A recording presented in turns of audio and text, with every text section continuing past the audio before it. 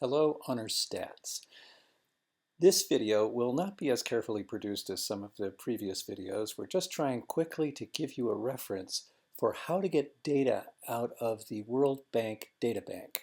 So I'm just going to try to do this as quickly and simply as possible. This is the World Bank Databank home page, for which there is a link in the links section somewhere on our class page. And you can see it says World Bank Databank, all these different things. Explore databases. There's a search place.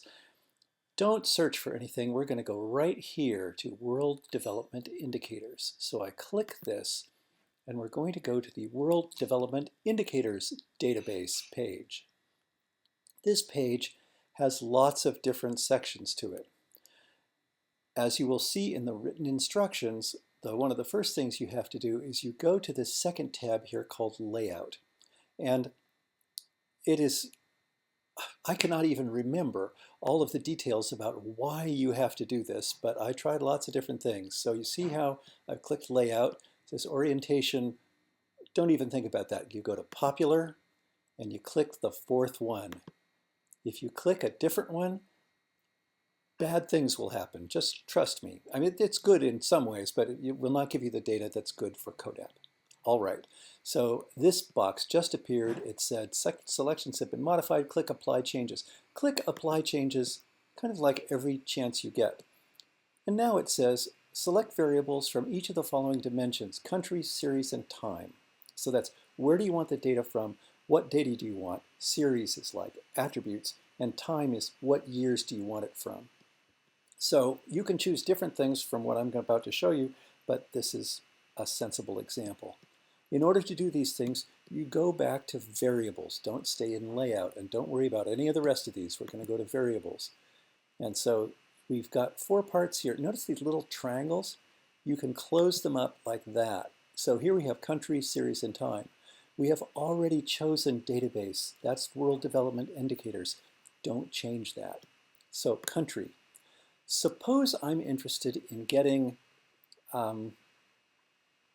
grain production information from Argentina and Chile, two rival countries often that are both near the top of the alphabet, so it's going to be easy to find them. So there's Argentina. I keep scrolling down until I get into the C's. And there's Chile. So I've got 2 countries, and I close the country little triangle, and notice now country is checked off here. They notice that we have countries. I'm going to click Apply Changes. I don't think it's doing anything. Series. Now, this is where we choose what attributes. It turns out there are gazillions of attributes. You could scroll for days. So if you know the name of the attribute, you can click its starting letter here, or better yet, do a search. Now, I'm interested in grain production.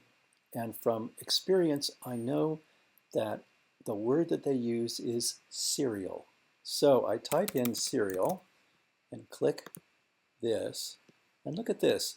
Cereal production, metric tons per year. Cereal yield, kilograms per hectare. You know what a hectare is? It's almost like 2 acres. It's 100 meters on a side, a square, so it's 10,000 square meters. Then land under cereal production in hectares. So how many hectares in the entire country are under cereal production? So I like these, so I've checked them all. And suppose there's something else I want. Let's get the population. Like, suppose I want to know how much cereal they produce per person. I'd need the population to do the division.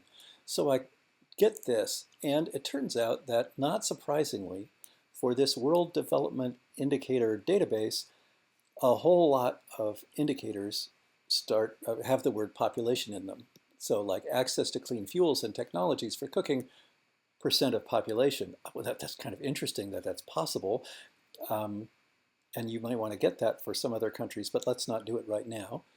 And so I happen to know that this actually starts with population, so I'm going to go directly to the P part of things with population. Still, people practicing open defecation in urban and rural areas. Okay, and so I'm just going to keep scrolling down here. Oh, now I start to see population. Population ages 0 through 14 female, population 0 through 14 male, and as a percent of, so there's all these different populations, 5 through 9, 10 through 14, 15 through 19, and gradually we're getting higher numbers in the ages.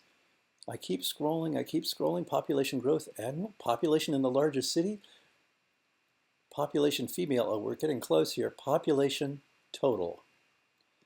Oh, thank goodness. So I'm going to get that. So I now have, if I close this, I have 4 selected series, 4 attributes, 3 of them about serial, 1 about population. And now I want time. And so I can click whichever years I want. The 2020 data, probably not in, maybe not even 2019.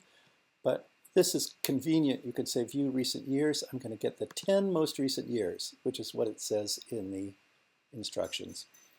Okay, and so there's that, and I'm going to close the time thing again. I'm going to click Apply Changes. And so now it has all the information, and I get a little preview.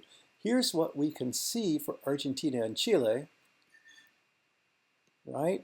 And Chile has a higher yield, at least in 2011. And so now, let's say that's great. Let's download these data and put them in CODAP. So up here, you can see Download Options. I click Download Options, and I'm tempted to click CSV. Do not yield to this temptation. This will give you things that's not what you want. Instead, we want advanced options. We want to change the details around the CSV. So I click Advanced Options, and the 2 things I need to change is the NA preference. That is, if something is missing, do you want them to put 2 dots in it? No, we want them to leave it blank because CODAP uses blank for missing data. And then, oh, wait a minute. We also, no, not Excel. No. Go to CSV. Okay, text field delimiter. Delimiter is none. We don't want any of that. And NA preference, again, is blank. So you just saw me almost make a terrible mistake to download an Excel file, which is not what we want. We want the actual CSV under the advanced category, and it's advanced because we changed what the text delimiter and the data and the NA preference were. So now I'm going to download it to my computer rather than saving it to my account. I happen to have an account, but you don't need one. And I click Download, and eventually it will give me this thing. So I'm going to call this Argentina-Chile example. And I'll click Save. And what I'm saving, see, it's going to be a zip archive. It's not a CSV. So I click Save, and Argentina-Chile example appears here. So what I'm going to do now is I'm going to get CODAP running, and I'm going to click this zip thing as I'm in Chrome, so it's right there, and I'm going to open it, and we'll see what it does. All right, so I've sent this to my desktop, and I will open Argentina-Chile example. That is, this is the zip file, and it expanded into a folder. Inside the folder are 2 files with crazy names. It was a CSV, there's a data.csv and a metadata.csv. We want the data.csv, and I'm just going to change its name right now while I can, so that we can see what we want here. It's not that bizarre name. Okay, so I'm going to take Argentina-Chile example, I'm going to drag it into CODAP and drop it, and here we are. We've got the time, that is to say the year number, the country name, country code, the serial kilogram per hectare, the land use, and the population. And there's a whole bunch of other stuff down here, like there's no data in 2020, and then there are these things that have other material that happen to be in there. So I'm going to take these 2 cases, and I'm going to just delete them. Usually, we wouldn't delete a case, but we're going to in this case. And now I can make a graph. So I'm going to make the graph. I'm going to put time on the horizontal axis because that's a nice number. And I've got 2 dots each, as it should be, because that's Chile and Argentina. And let's see what the cereal production is for these 2 countries. Not surprisingly, Argentina is generally making more cereal than Chile because it's a bigger country. How about their efficiency? This is cereal yield in kilograms per hectare, and it's got all these other things. Maybe I would want to change the name. But you can see, even though Argentina makes more, Chile gets more per acre, per hectare. And let's see land use. How are they doing in that? Once again, Argentina has a lot more. This Argentina, look at this. This big is kind of constant, and then a huge amount more land. So between 2016 and 2017, Argentina put more land into agriculture. So that's very interesting.